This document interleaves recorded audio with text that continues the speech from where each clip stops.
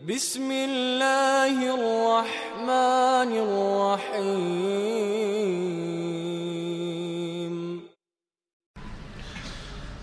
Ada seorang namanya Abdullah. Barangkali Bapak Ibu ada yang sudah dengar cerita ini, ada yang belum dengar. Ini kawan lama. Sejak umur 19 tahun kena kecelakaan. Dan biasa kalau umrah jamaah yang berangkat sama saya kemarin umrah, waktu kita di Madinah, saya bawa mereka silaturrahim kepada si Abdullah itu, agar mereka bisa lihat langsung. Dari umur 19 tahun, sekarang umur sudah 20 tahun dalam kondisi stroke total. Tidak bisa bergerak sama sekali. Kadang-kadang kita lihat ada orang stroke tapi masih bisa duduk. Betul ya? Kalau si Abdullah ini tidak bisa duduk. Jadi dibuatkan roda khusus, dipasang roda khusus yang macam harus dia berbaring ya, berbaring, dia tidak bisa duduk. Yang hanya bisa bergerak dari yang dia punya adalah lidahnya saja. Sudah Bapak Ibu dalam kondisi dari umur 19 tahun, dalam kondisi ini sudah 20 tahun. Pernah saya bertanya sama beliau, inilah yang Bapak Ibu yang mengikatkan cerita ini dengan doa yang tadi, Allahumma a'inni ala dzikrika. Kita mohon pertolongan Allah. Saya bilang, Abdullah, kalau masih ada kesempatan kamu berharap sama Allah, kira-kira kamu harap apa? Dia ucapkan, saya harap 3 hal. Mohon Bapak Ibu kasih perhatian, dengar baik dan hadirkan qalbunya, dan dengar apa yang diharapkan oleh si Abdullah ini. Yang pertama, dia harap kembali normal dan sehat, walaupun 1 jam, agar bisa menikmati sujud.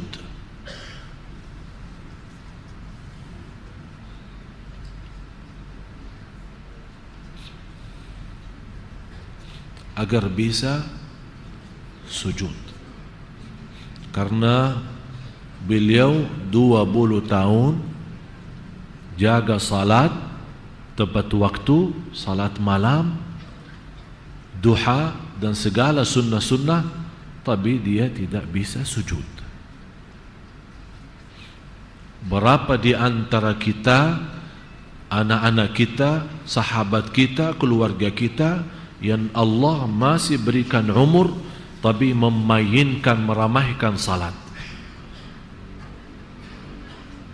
Bapak Ibu, kesempatan bagi kita, jangan sampai habis kesempatan sehat wal afiat tidak bersujud lillah, tidak menjaga salat, nanti kita akan harap seperti Abdullah. Jangan seperti itu.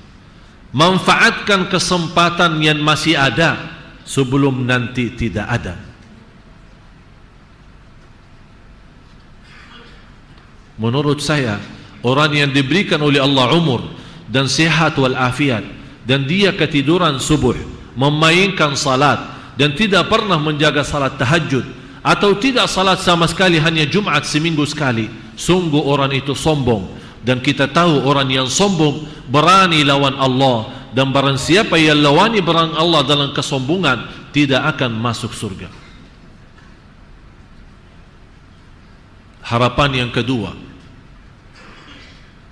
dia berharap kembali sehat wal afiat, walaupun 1 jam, agar bisa menikmati salaman dan beluan sama ibunya sendiri.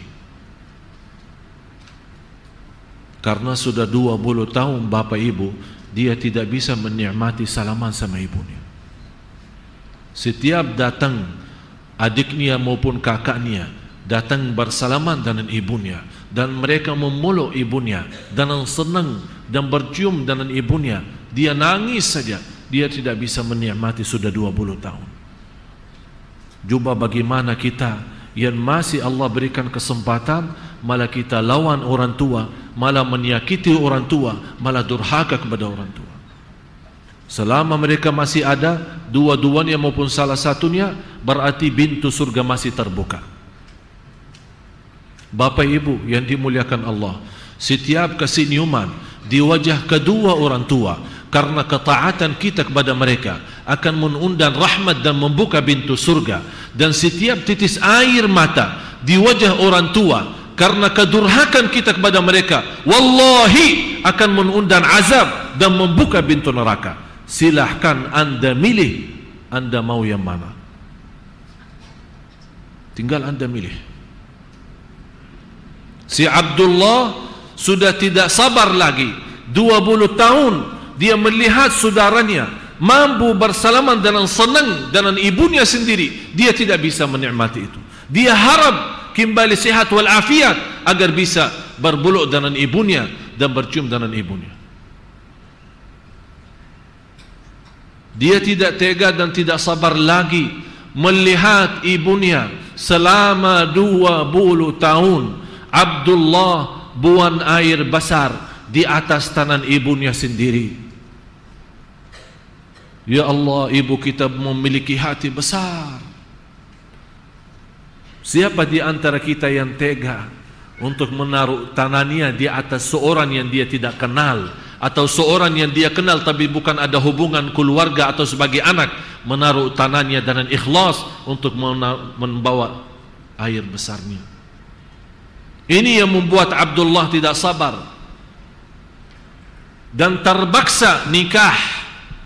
Dan saya berkata sama beliau, apa yang kamu bisa guna buat nikah? Malah subhanallah, jodohnya sama seorang yang terkenal, cantiknya luar biasa. Dan saya bertanya sama istrinya, kamu apa yang kamu harap dari Abdullah, orang-orang yang tidak bisa apa-apa? Apa dia jawab? Saya yakin masuk surga lewat Abdullah. Kata seorang istri yang luar biasa, cantiknya masih muda, tapi dia tahu suaminya tidak bisa apa-apa, dan suaminya memaksa diri untuk menikah walaupun tidak mampu apa-apa, karena dia sudah tidak tega untuk membuang air besar di atas tangan ibunya. Bapak ibu manfaatkan kesempatan yang masih punya orang tua, yang masih memiliki orang tua. Wallahi kesempatan kita bisa dengan mudah masuk surga Allah. Segala ibadah kita diterima kalau orang tua kita ridha dan senang. Berusaha, yang punya orang tua tapi jauh tempatnya, bukan di Jakarta, dan kita pindah ke Jakarta, jangan lewat satu hari belum angkat telefon mendengar suara mereka dan berkata-kata yang manis yang menenangkan hati mereka, karena sungguh apa yang kita berbuat terhadap mereka dengan ucapan yang baik yang membuat orang tua senang, membuat orang tua senyum, Allah sendiri akan senang. Dan kalau Allah sudah senang, jangan khawatir apa-apa, semuanya akan Allah membina dan memimpin kita dalam segala urusan. Tapi sebaliknya, kalau kita orang yang durhaka, malah menyakiti perasaan mereka, segala ibadah kita, termasuk haji dan umrah, termasuk baca Quran, termasuk puasa dan sedekah, tidak ada gunanya dan artinya di sisi Allah, karena mereka orang tua belum ridha. Harapan yang ketiga, beliau ingin kembali sehat walafiat agar bisa memegang kitabullah dan membolak-balik dengan tangannya. Masya Allah, Abdullah harap kembali sehat walafiat biar bisa bolak-balik Al-Quran dengan tangannya yang saat ini tidak bisa apa-apa. Berapa di antara kita yang sudah sehat walafiat jarang megang kitabullah, kecuali lagi saat butuh. Bunya masalah kemiskinan baca Al-Waqi'ah, bunya orang meninggal baca Yasin, bunya orang lagi hamil baca surat Maryam maupun surat Yusuf. Habis itu sudah kita. Padahal Allah memberikan kenikmatan tangan dalam kondisi sehat. Ini Abdullah yang sudah bapa ibu 20 tahun, dia tidak bisa megang Quran. Dia punya harap bisa megang dan membolak-balik halamannya. Saya nasihati bapa ibu, saya mohon dengan segala hormat, jangan lewat satu hari belum megang kitabullah, walaupun baca satu ayat. Satu ayat kita tunjukkan kepada Allah, terima kasih Allah, engkau memberikan anugerah taufikmu dan memberikan kepada kami sihat wal afiat. Masih engkau mengizinkan kami berzikir kepadamu, masih mengizinkan kami masih punya umur. Ya Allah, kami tunjukkan, membuka hari kita, membuka hari kami ya Allah dalam membaca kitabmu, walaupun satu ayat, tapi istiqamah lebih baik daripada banyak ayat tapi terputus.